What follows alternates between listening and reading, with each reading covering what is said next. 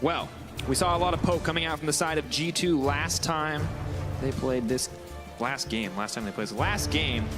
Coming in from the mid lane, though, Power Wheel has his eyes on some poke of his own as the Kog'Maw is picked up. This is not something we've seen in Europe for many This was not something I was expecting. I've got to be honest. This is definitely a surprise pick. He does work very nicely in terms of poke, but I'm just kind of looking at it. He takes ages to ramp up, like really, really a long time. And the thing is, you are going to struggle, especially in the early game in terms of push. You're going to get shoved underneath your turret. This is perfect for the composition that G2 have drafted, because right now I feel it's very difficult to take advantage of the fact that they have an Ivern. There's like 0 to no risk of any aggressive laners that Misfits could look to abuse. By going for a Kog'Maw, you set up nicely. Your sieging is a little bit better. Playing around objectives is pretty solid. Your team fighting is pretty good, depending on how good you are at the Kog'Maw. But I think that this is something that we're going to have to watch a little bit more. I feel like that the mid lane is going to be another scenario where it's very farm-centric, and I think a lot of the action is actually going to be more focused towards the bottom lane. Oh no.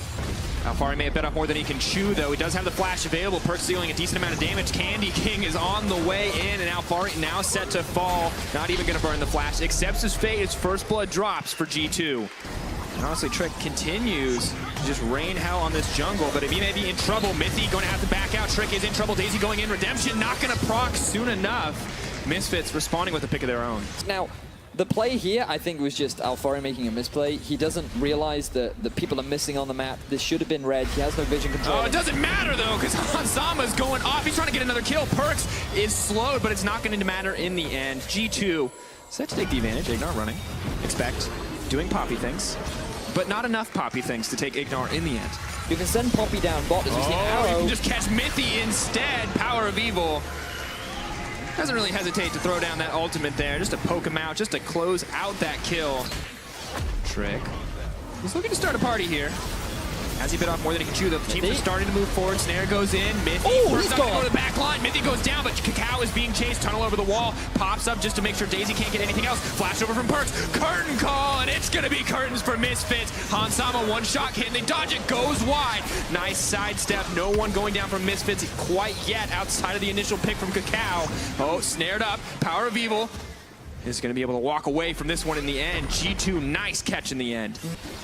One of the matches that we wanted to talk about a little bit more was, could Alfari be able to swing this top lane? But when he's constantly being forced onto these tanks in this match with Mithy, getting knocked out of that in the end. Now the fight going to start. Curtain call going in. Perkz delivered to the backline. Hansama caught it on the side. Ignar doing his best to disengage Perkz, but there's so much support. The push, they're moving in. Knocked out of the fight for one member of G2. Misfits now in trouble. Alfari's on the front line, but his life is not enough as Daisy is raking havoc in the front lines. Now moving forward, G2 take down 2, and they got their sights on the Baron. Perkz was tankier than everyone in that fight. He had so many shields, so much support, that he could be the front line while dishing out so much damage. And with the jungler gone, G2 have set their eyes on Baron.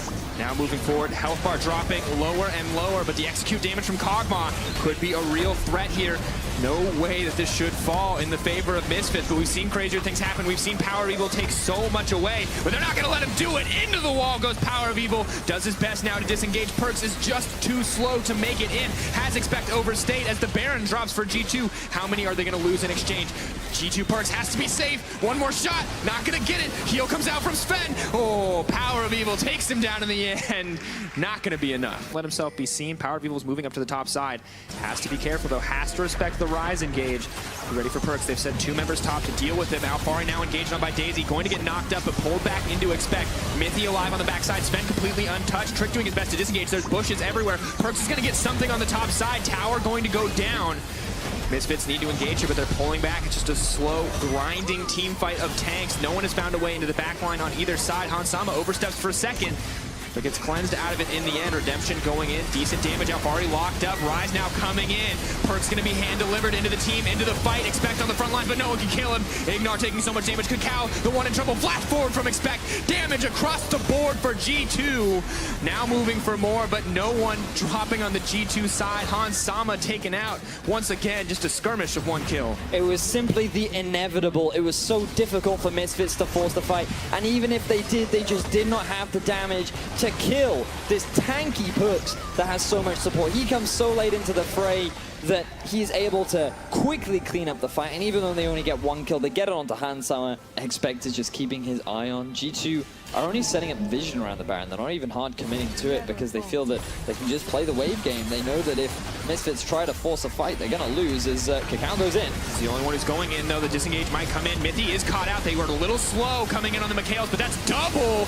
Oh, redemption going in, and Misfits are going to need some redemption real quick if they want to come out on top. But no, the quick knock out of the fight for Alfari. Out comes the curtain call. Kakao is caught. Hansama's in the backline, but it doesn't matter. He's taking so much damage. The fourth shot connects onto Power of Evil. Mithy engages onto Ignar. Daisy charging into the front lines. The root collar is going to land. Ignar is set to fall. Double kill for Sven. Maybe looking to make it more. The fourth shot's there. Pop!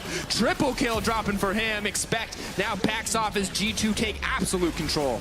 Misfits realize that it's gotten to the point in the game where they just cannot win these fights, and so they try to force a play. They tried to take a risk, but all in all, it was pretty much just a death sentence to close the game out a little bit faster. But G2, they're going to play it safe. They're not going to try and end things right now. Alt not available yet as multiple members of G2 make their way in. Root Caller just to ensure that everyone can join the party. And there's just nothing left for Misfits here. Oh, Misfits. No. Draft not going to matter much anymore as the fight starts to come out, but Mithy's the one who gets caught out. Power People now on a killing spree. Alfari's on the front line. Misfits, are they going to be able to find a fight on their terms? Hansama looking for the disengage. Daisy comes out. Kakao moving forward. Power People dishing out the damage. A lot of low health bars mean Power People was that much more effective. Daisy grinding out a small advantage. Misfits holding on, but their base is falling apart in the meantime. They need to get back. They can't afford to contest the Dragon because Minions just a little bit too strong here, now running in and setting their sights on these inhib towers.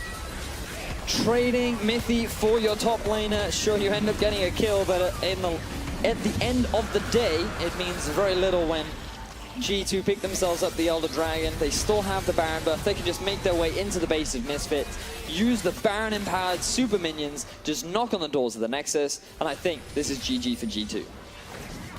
One last fight, maybe. One last chance for Misfits, but it's going to take some incredibly brave. A lot of keyboards are going to have to dramatically break. You have little face, Vedius. Come on, Yeah. Misfits. It's just about all over, folks. There's really not a whole lot left to hold on to. Here we go. This could be a miracle fight, but it's highly unlikely. G2 giving them the death sentence, slowly bleeding them out. Daisy coming up. Minions moving forward, not a whole lot left for Misfits to hold on to. Maybe they got their minds on game 3. Maybe they're hoping for one more desperate holdout.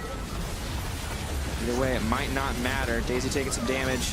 Poppycopter goes up. Poppycopter connects onto the Ashe. Expect's going to go in. Kakao's getting cut through, but Alfari distracts in the meantime. Dragon's going in. Out comes the Redemptions. In goes Perks onto the backside. He's in the back line. No, it's the Ivern, and Hansama getting shot across the board. G2, one more team fight to close it out in style and evening up the series 1-1. So G2 coming back with the win in game 2. Definitely a lot more like G2 that we're used to, but also a lot of question marks around Misfits once more.